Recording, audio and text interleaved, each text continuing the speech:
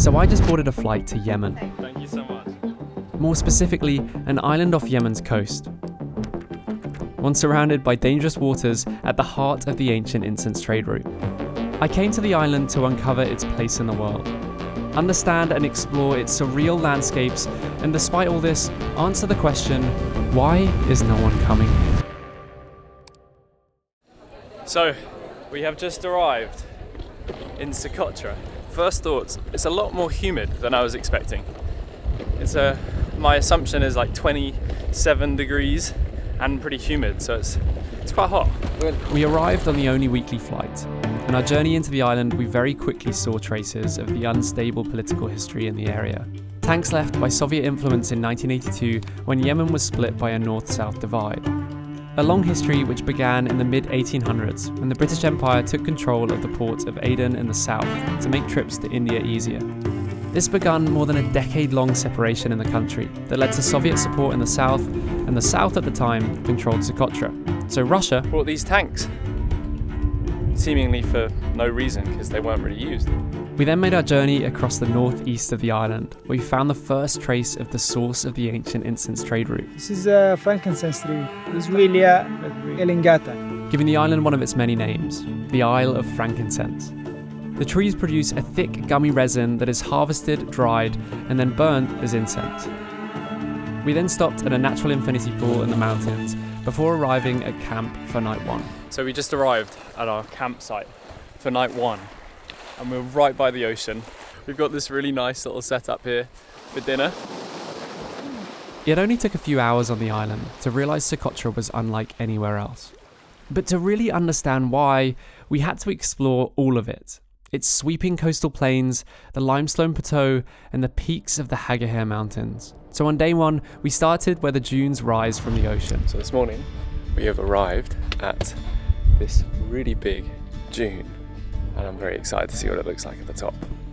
So these unbelievable dunes, massive, like hundreds of meters tall, have all been formed by the monsoon winds just shoving the sand up against the side of the island, which I guess is how most dunes are formed, through wind. But the fact that these were once part of the beach and the ocean and now are making these incredible playgrounds for the environment and ecosystem of Socotra, it really is stunning. From here, the island only got more unusual. On our way to the limestone plateau, we visited the southern coastal plains of Noged, the longest coastal plain, approximately 80 kilometers long and 6 kilometers wide, where ancient shells and coral have turned into fine white sand dunes all along the coast. We spent a day here meeting local townsfolk and watching the sunrise with camels before making our way up into the mountains. On the way up to the plateau and throughout the island, we found a maze of valleys. These have been carved out by the water from the mountains over many years, forming beautiful natural freshwater wadis, one of which, Wadi Kalisan, is the largest freshwater pool on the island. The arid rocky plateau doesn't give much of a chance for life, or sleep, so the vegetation has had to adapt to its environment, resulting in one of the island's most famous residents. So, we have made it to the Dragonblood Tree Forest. This forest is known as the Firmin Forest, a place that holds the largest population of dragonbloods on the island, home to an estimated 32,000 trees. So you may be wondering, why are they called dragonblood trees? Now, the detailed answer to this is going to come from Abdul, our guide, but one of the main reasons why they're called dragonblood trees is because their sap is red like blood, and they bleed when they're cut or they're harvested. The blood is used for medicinal purposes over time here in Socotra, and the dried blood or the dried sap also is used as makeup for the local population. Abdul is going to tell you a little bit more. The tree of the two brothers' blood. We call it in Arabic شجرة دم الأخوين. The story goes in Socotri legend that Cain and Abel, the sons of Adam, walked the plateaus of Socotra. Jealousy formed a divide between them, and Cain struck Abel down. As the blood spilled and soaked the stone, a tree grew from the ground. The dragonblood tree was brought to life.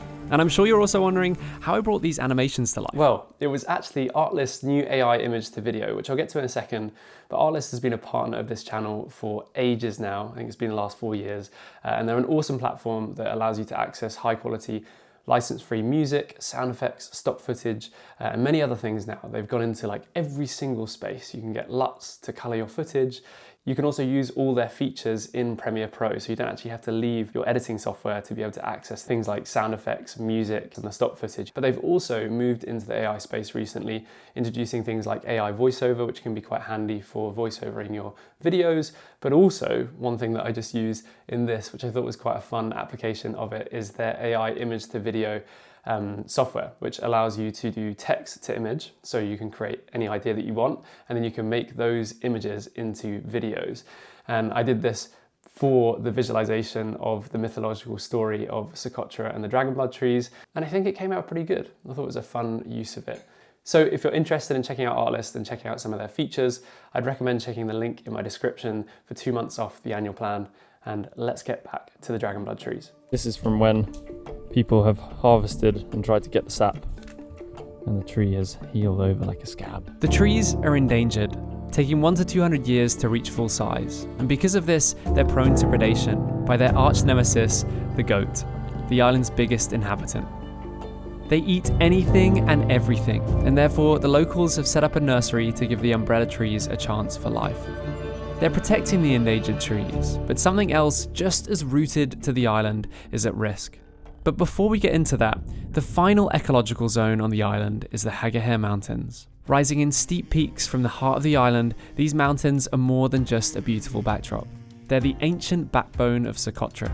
The peaks are some of the oldest rocks on the island, remnants of a continental fragment that broke off from Africa and Arabia over 20 million years ago. This isolation, combined with the shifting climates, has created one of the most unique ecosystems on Earth, home to nearly 700 endemic species found nowhere else. But despite this incredible diversity, the animal we saw the most was goats. Loads and loads of goats.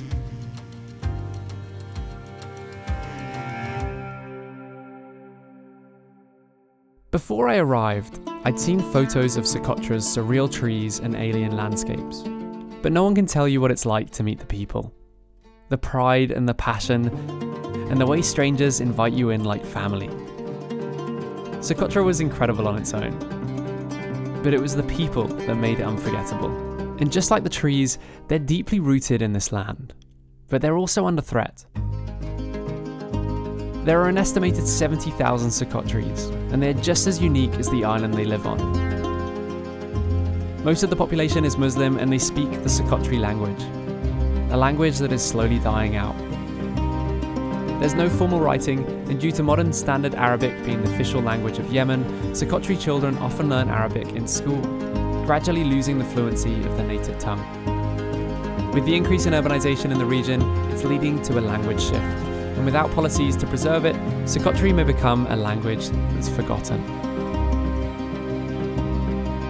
But our experience here in Socotra will not.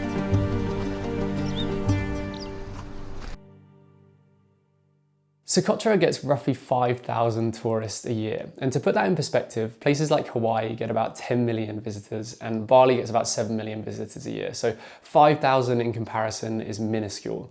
And I think the main reason behind that is because of the fear of instability in the area.